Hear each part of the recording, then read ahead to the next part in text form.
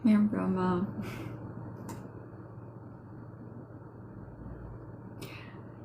Shumë faleminderit Valbona, shumë faleminderit gjithëve.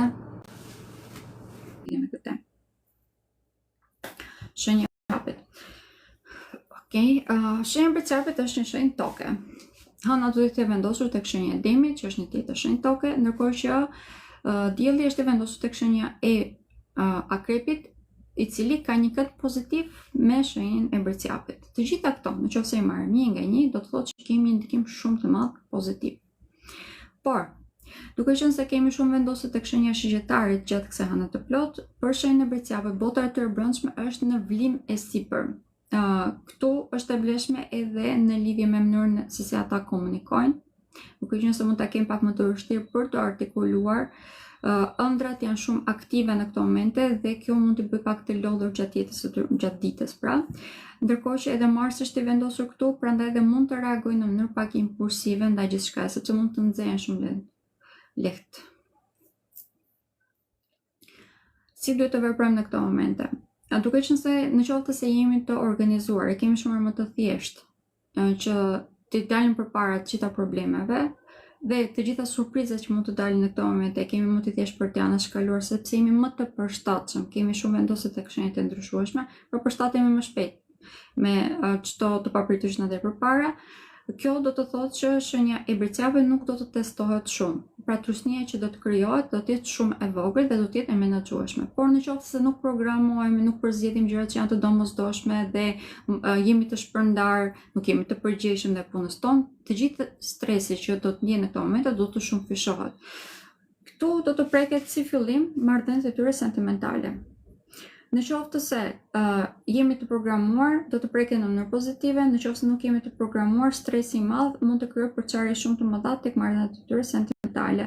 Dhe kjo do të përkthejë edhe në përçarje vërtet shumë të mëdha të brenda përvendeve shtëpisë. Pra ata që janë të martuar mund të përkthejë edhe në divorc, ose mund të dëshirojnë që të divorcohen, të aplikojnë për këtë, ose mund të përkthejë edhe në marrëdhënie shumë problematike me prindërit e tyre. Ku është ana pozitive e gjithë këtyre do thoni? Në momentin që ne jemi të kontrolluar dhe të programuar, kemi mundësi që të kemi një rritje kolosale në të ardhurat materiale, duke qenë se gjithçka në këto momente funksionon në favorin tonë. Kemi një fat shumë të madh për shenjën e bërqapit dhe ky fat do të vijë në formën e kreativitetit. Do të jenë shumë kreativ, mendja e tyre shumë pjellore në këto momente për të krijuar burime të reja të ardhurave materiale. Është e vlefshme edhe në lidhje me fëmijët. Pra, për të gjithë ata që duan të bëjnë me fëmijë, ky është momenti ku nëse keni bërë IVF dhe nuk ka funksionuar, do të këshilloj që në këto momente ta provoni edhe një herë. Hëna e plot është më efikase në këto momente, por plus që do të ndodhet tek shtëpia e tyre e fëmijëve, do është edhe më efikase.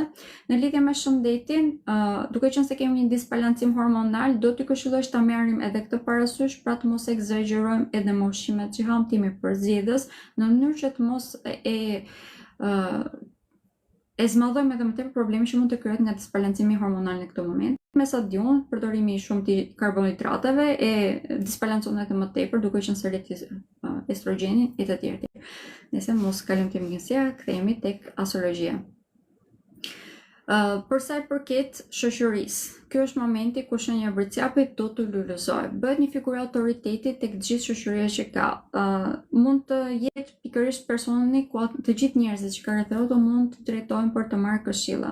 Të marrë një ndihmë shumë të madhe për këtë arsye edhe nga të gjithë personat që janë mirënjohës, që ata mund t'i ndihmojnë me këshillat e tyre, edhe për rritjen e tyre në karrierë. Pra, në një mënyrë do të ndihmojnë veten e tij.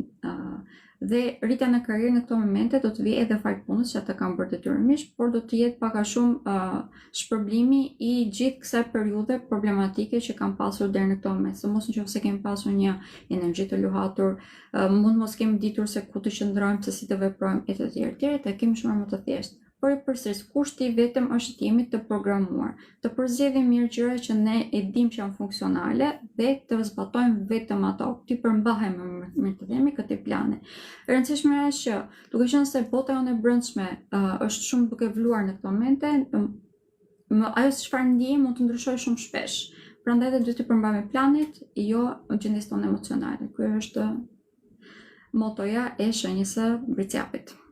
Për sa i përket shëndetit, ndikimet janë ato që ishin tek e përgjithshme, ndikimet në përgjithësi kemi një disbalancim pak hormonal deri tek ana plot, pasi nëse plot të gjitha këto do të ndryshojnë në mënyrë shumë pozitive, por deri atëherë e thash, ju lutem qëndroni në kontroll të vetes tuaj.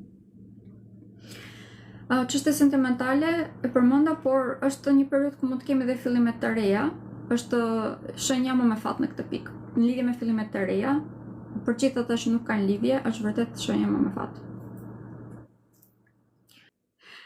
Faleminderit shumë edhe juve. Okej, pra, natën e mirë.